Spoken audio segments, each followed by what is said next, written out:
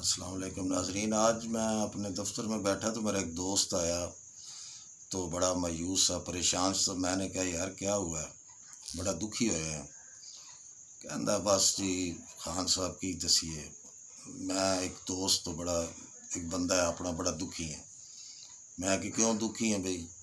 کہندا جی وہ پریشان ہاں میں وہی وجہ تو میں کہ کیوں نہ کدی تیری پریشانی انج لئی ہے جیڈی تم لئی ہے پریشانی، جتنی تم نے لی ہوئی ہے پریشانی اللہ معافی دے خیر اتنی کبھی اس نے لی ہے؟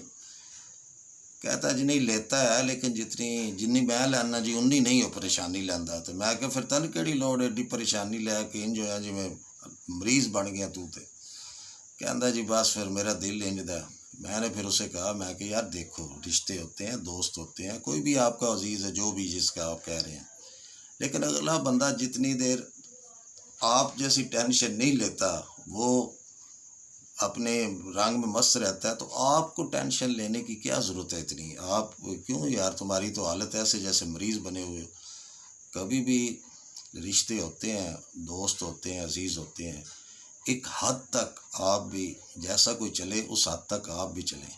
اگر کوئی ٹینشن لیتا ہے آپ کی، اس کا مطلب نہیں ہے کہ اگر کوئی لیتا بھی ہے تو آپ بھی اس کی اتنی ٹینشن لینی شروع کر دیں کہ آپ مریض بن جائیں.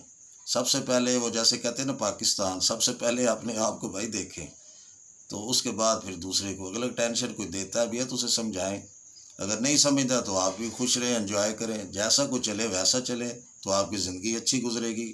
کسی کو کوئی فرق نہیں پڑتا. آپ کی ٹینشن سے آپ بیمار ہوں گے، پریشان ہوں گے، اپنا نقصان کریں گے. سب سے بڑی دنیا میں بیماری ہے وہ ٹینشن ہے. اس کے ساتھ ہی میں اجازت چاہتا ہوں. امید ہے میری بات پر آپ غور کریں گے. ہمیشہ خوش رہیں، دوسروں بھی خوش رکھیں اور ہمیں دعا میں یاد رکھیں. اللہ حافظ.